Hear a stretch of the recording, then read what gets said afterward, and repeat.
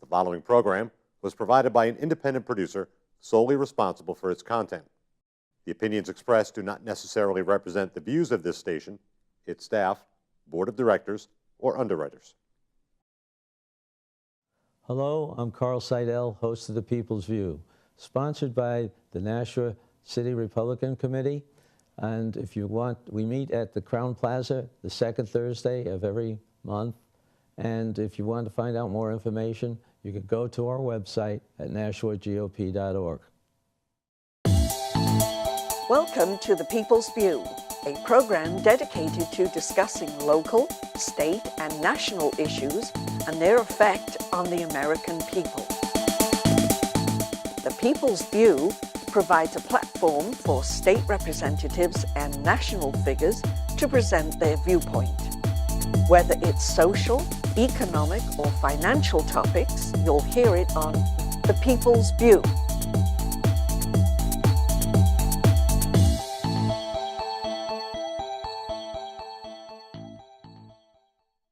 Hello, and today we have Chris Williams, who is the president of the Nashua Chamber of Commerce. Chris, the Chamber got involved with the political issues this year by having I don't know if you called it a debate or at least a forum with each one of the major candidates. Can you tell us a little bit of reason why the Chamber did these programs? Sure, and for your viewers out there, I think we can all maybe breathe a sigh of relief.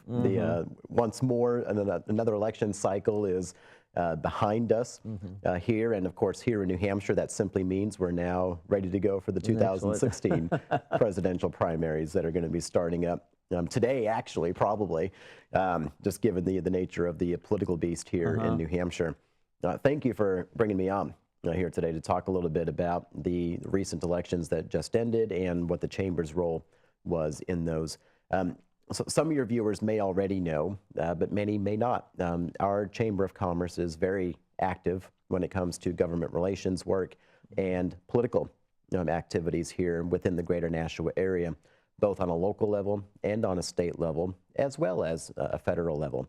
So over the last several weeks of this election, our chamber hosted a series of candidate forums that focused on some of the races most important to the Nashua area.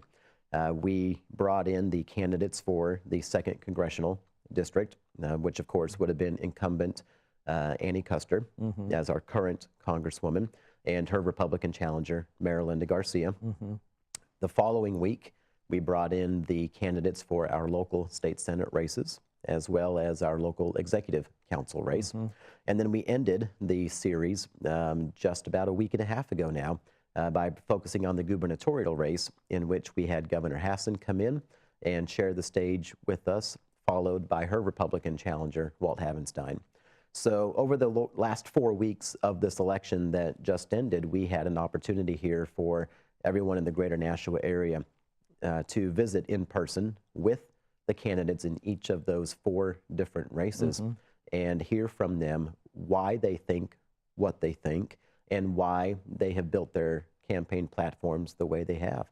And the series was extremely insightful and educational because it got past the talking points that you typically hear from a candidate when he or she is on a stage or when he or she is in a more standard traditional debate format. We were able to break past that and had some very engaging and eye-opening conversations from each of these candidates on just what did they know about issues that impact us locally, and how do they feel about those issues as well. Well, let's talk about the governor's race, and you had 2 people there. I don't know which one you want to start with, but what did you think about what they emphasized on your discussion? Sure. So that particular morning, we had Governor Hassan and Walt Havenstein both participate in our forum. Governor Hassan was on stage first with me, much like this sort of a setting, where I carried on a 25-minute interview with her and almost kind of cross-examined, some of her positions that she has taken. What was really interesting to me with the governor was the conversation she and I had about the shortfall that was in this fiscal year's budget versus what they were hoping to bring in for state revenues, and what that means for planning the next fiscal budget. I thought the state revenue was right on the estimate. Well, so they had projected that they were going to bring in over and above what was necessary, roughly, and I may get this number wrong, but it was somewhere in the neighborhood of 100 million. They didn't reach that goal. Instead, they exceeded by about $20 million. So when I say shortfall, I simply mean they missed their target by X amount of dollars. And that's going to have an impact on the budget that we're now in. And the governor is going to have to find a way to make up for that so that we don't end the next fiscal year in the red. What I read in the papers was that they spent more than they were anticipated. They brought in what they Revenues were significantly, business tax revenues were Well, much lower than yes. what they had planned. But some other ones were higher too. Yep, meals and rooms tax Right. Was higher than expected. The cigarette tax did better than expected. But the business taxes did not come in as they had hoped they would. And the governor has made several public statements over the last several weeks that she really felt that the shortfall in the business taxes was due to changes the legislature had made that were more business friendly in the last biennium. So certain tax credits, changes and such, carry forward provisions that were changed for businesses, she felt had a negative impact on the state's ability to collect as much business taxes as it would like. Well, in the forum, I raised that question to her of, does this mean that you as the governor are going to try to retract some of those changes that were made here in New Hampshire over the last couple of years to make the state more business friendly? And she quickly and adamantly said, no, that's not the case, even though she feels business taxes and the changes to business tax collections were to blame for the shortfall. She was not going to look to try and retract some of those changes that were made. So I took that as good news for the business community. It means we don't have to worry about some of the positive changes that the legislature made over the last couple of years. We're going to be drawn back or withdrawn altogether to try and make up for that shortfall in the state revenues that they had hoped for. Also, it seems like there's no hope to improve the business tax situation either. I would imagine, given the current composition of the legislature as it is today, if post-election that continues, we probably won't see a lot of significant changes in terms of reducing the business profits tax or the business enterprise tax. I imagine those will, at a minimum, stay right where they are. Tell me, are there other things, though, that besides just that tax that businesses are looking for? I know one of the things I was involved in when I was serving in the 2011 legislature was a one-stop shop for new businesses, finding out what state regulations and agencies they had to talk to. And as far as I know, that hasn't progressed at all over the last 2 years. I think that is starting to make some headway with Commissioner Jeff Rose at the Division of Resources and Economic Development. He's only been there himself for about a year, and I think he's still trying to get his hands on just every other moving piece that is under a division that has a lot of different things that fall under his jurisdiction. But back to the elections and the chamber's role. So that's what really stood out to me was that conversation with Governor Hassan. What stood out to me with Walt Havenstein was the conversation he and I had about his plan to bring 25,000 more jobs to New Hampshire by late 2017. He's made that kind of a landmark of his platform over the last several months as a candidate for governor. So he and I talked a lot about the goals of that program to bring 25,000 jobs and the tactics that would allow him to reach that goal. The main strategy that he had in his plan that he was campaigning on these last several weeks was reducing the business profits tax by 1.1%. Right now, here in New Hampshire, we have an 8.5% business profits tax. His plan would reduce that down to 7.4% in 2 different installments. And he really feels or felt during the campaign that the end product of that would be a friendlier business climate in New Hampshire that would attract more companies and therefore bring more jobs to the tune of about 25,000 jobs over the space of 2 years. He and I talked a lot about the reduction in that business profits tax. While it sounds great to the business community, and we always wave the pom-poms anytime we hear a business tax that might get reduced, the practical effect of that is that it would also open up another hole in the state budget to the tune of about $90 million. And so I asked him, how would you make up for that $90 million while we're waiting for these companies to move into New Hampshire and bring these jobs that will in turn bring more business taxes back into the state coffers? And his response on that was that he would look for a 2.5% cut across the entire board to the state budget. I asked him, does that mean every single department would have a flat 2.5% decrease? And he said, no, some might have a 0.5, others might have a 3.5, but in the end it would balance out to a net reduction of 2.5% in terms of operating efficiencies. He didn't get too specific in terms of how he would arrive at that. And I think one of the big questions that he really had to answer on the campaign trail was when you get into the details, where are you actually going to cut? It's one thing just to say there'll be a 2.5% blanket cut, but that's also what happened back, in 2010 and such, which resulted, in the opinion of a lot of people, in a kind of a wave of Democrats taking back over the state legislature as a result to significant cuts to the state budget that were made by the Republican legislature at that time. Well, they had to. Well, regardless of whether they had to or not, the fact remained that the Republican legislature made significant cuts to the state budget. But that was a much larger cut. They cut the budget by 10%. And they paid the price, for that. So there's been some increase in spending over the last couple of years.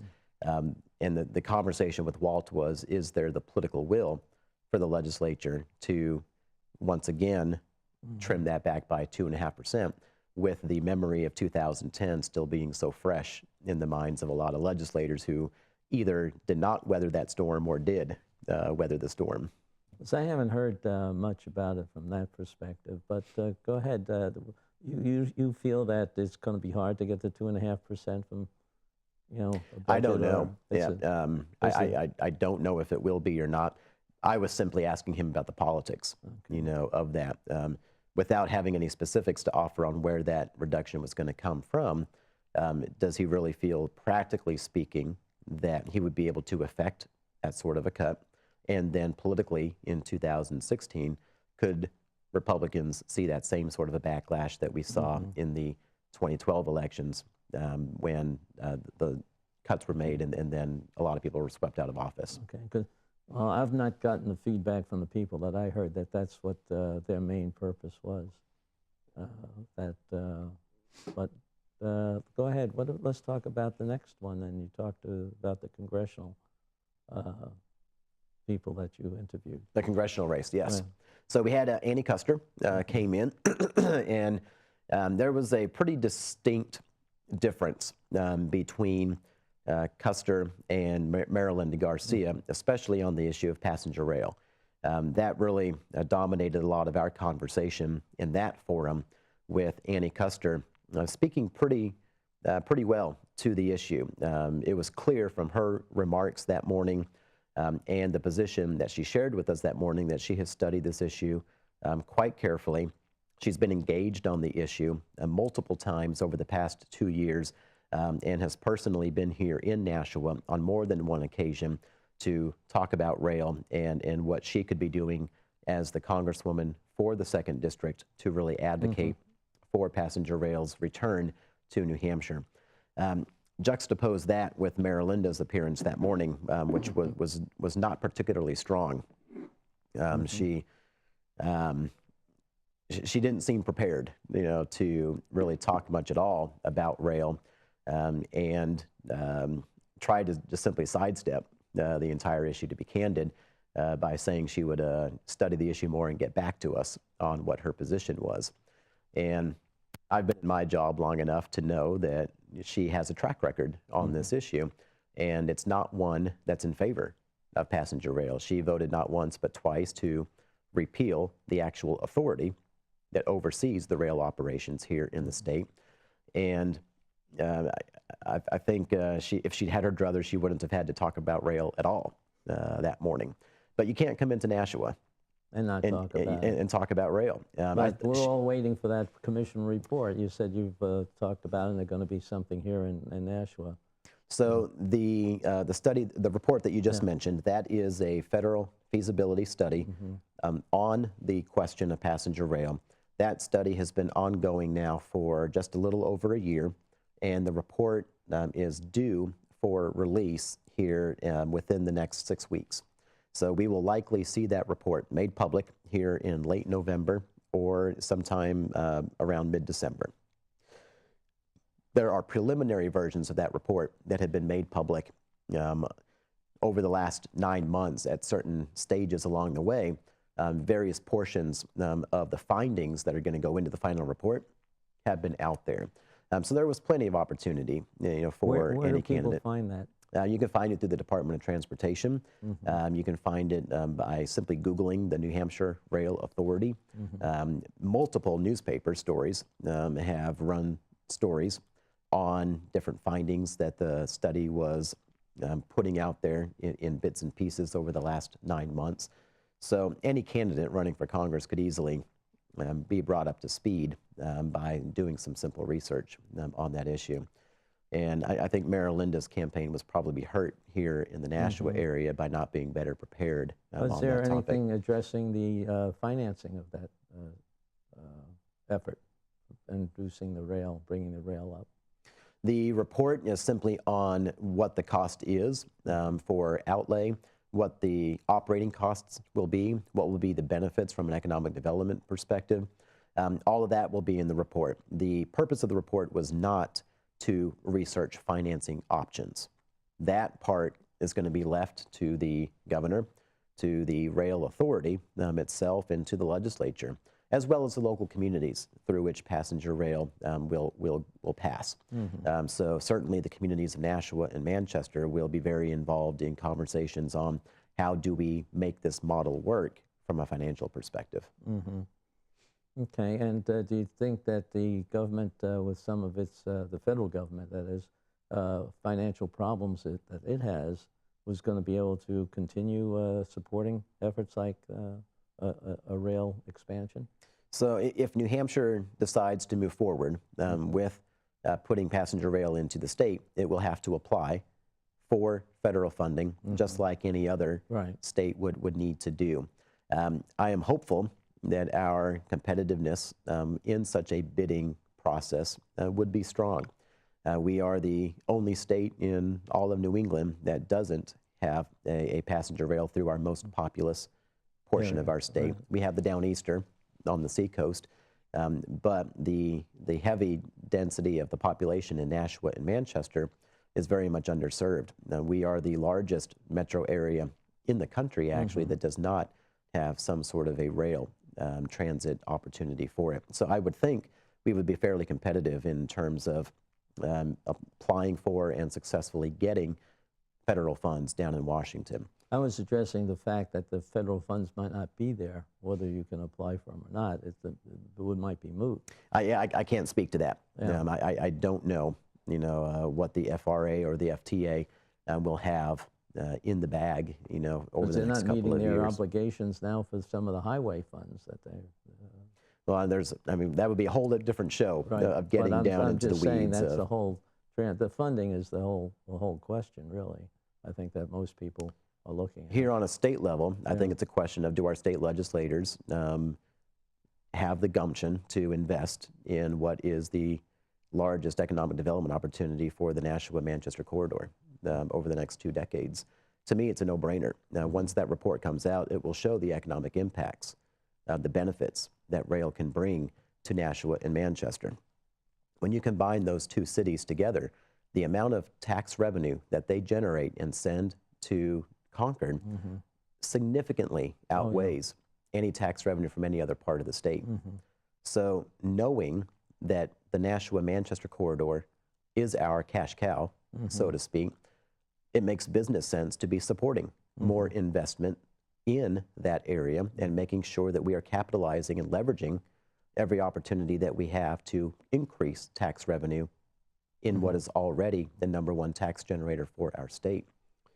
Putting in $10 million a year or $8 million a year for something like passenger rail and being able to reap the benefits that are going to be exponentially higher than that, to me, makes a lot of sense. So all that, saw that in the preliminary report? The report will absolutely touch on the economic development impacts, the benefits, and what that means for business development and therefore property tax enhancements and more business tax revenue going into New Hampshire.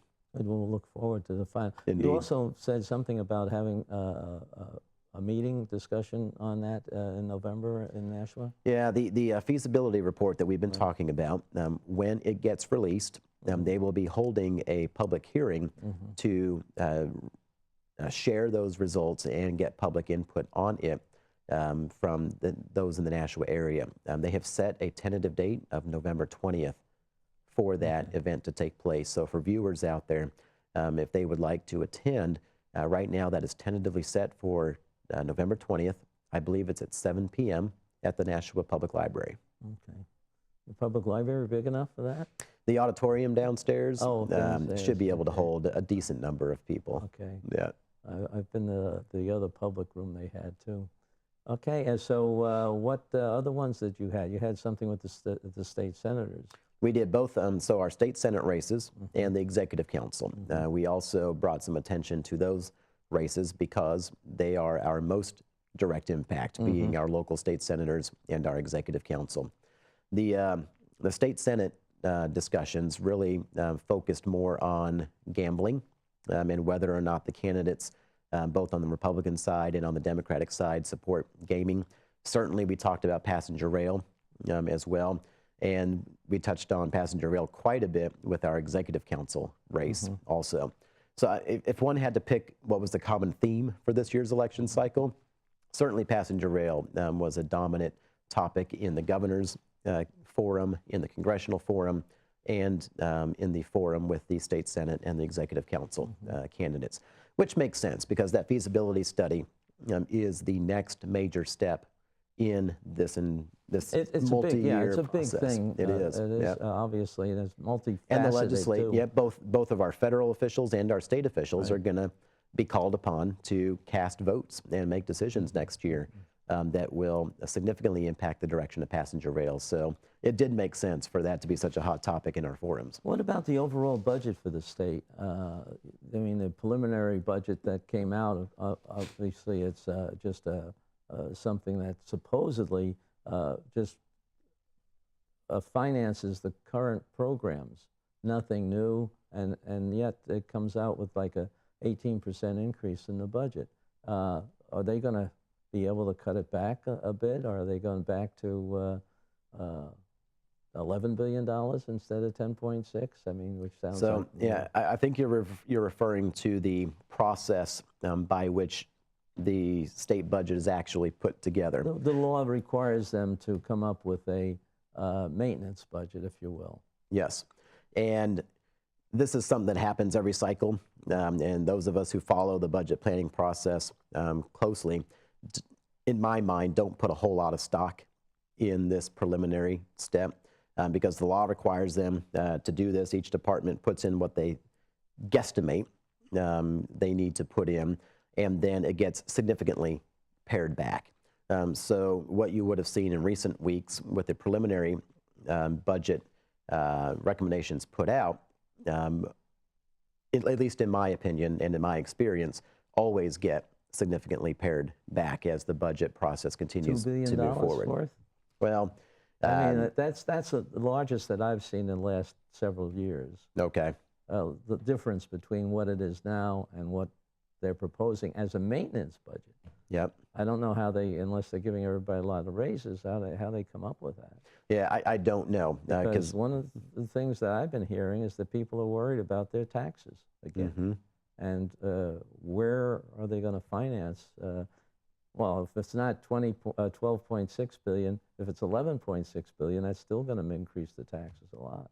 Again, I think it's so early in the process that I'm not ready to say the sky is falling in terms of any potential tax increases, whether it be on the business community or otherwise. I think we'll have a much better idea of what we're looking at come early next year when we see a real budget put on the table, whether it be Governor Hassan or Governor Havenstein, doing that. Well, I hopefully will be part of that process. Indeed. But anyway, what about education? Education should be of interest to the business community too. Do you think that we're spending enough on education, or does your, the chamber think their business interests are being addressed? I think it was nice to see over the last couple of years a better focus on higher ed funding here in New Hampshire. The ability of the university system, specifically UNH, to be able to freeze tuition with an increase in state funding, I think was an important step, if nothing else, for symbolic reasons.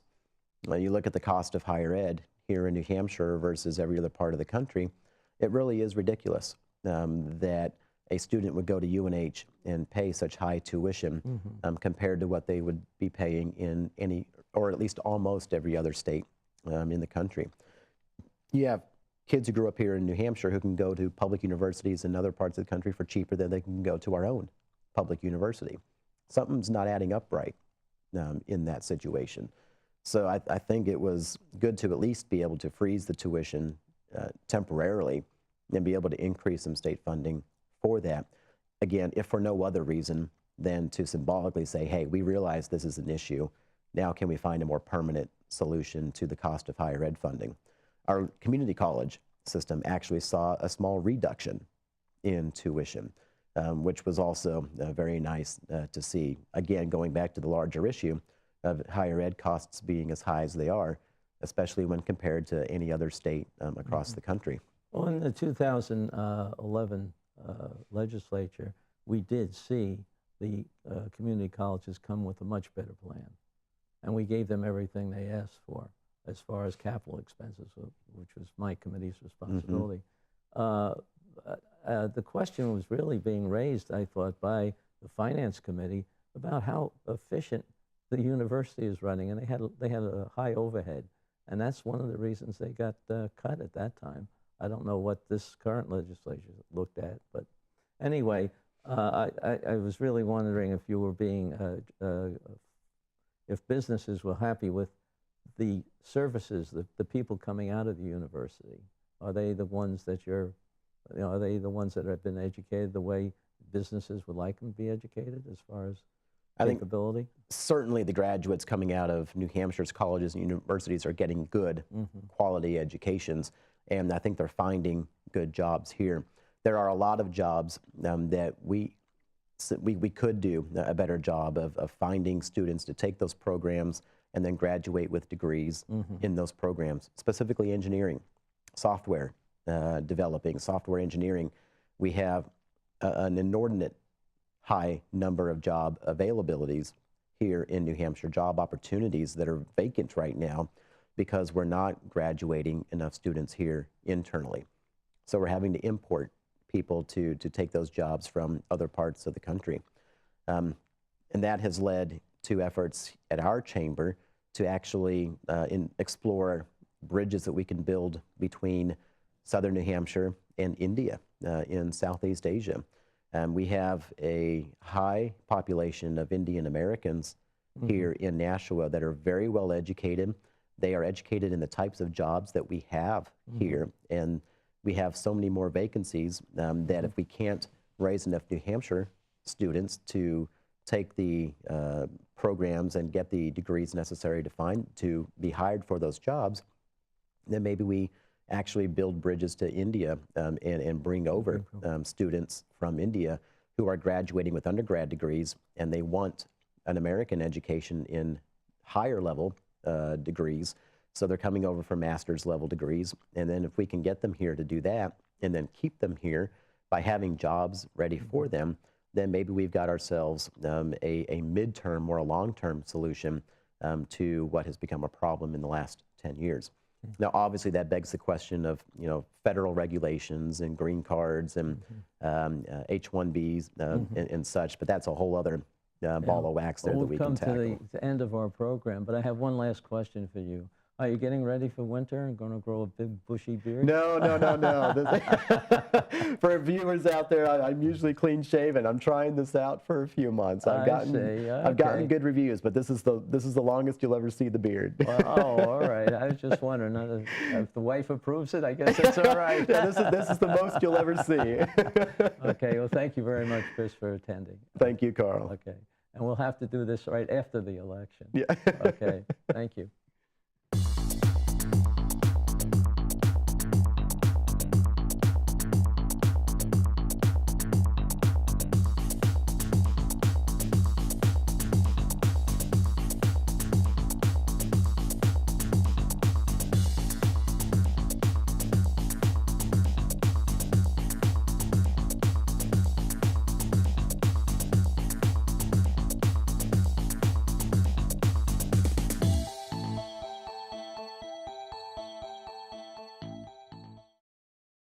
The preceding program was provided by an independent producer solely responsible for its content.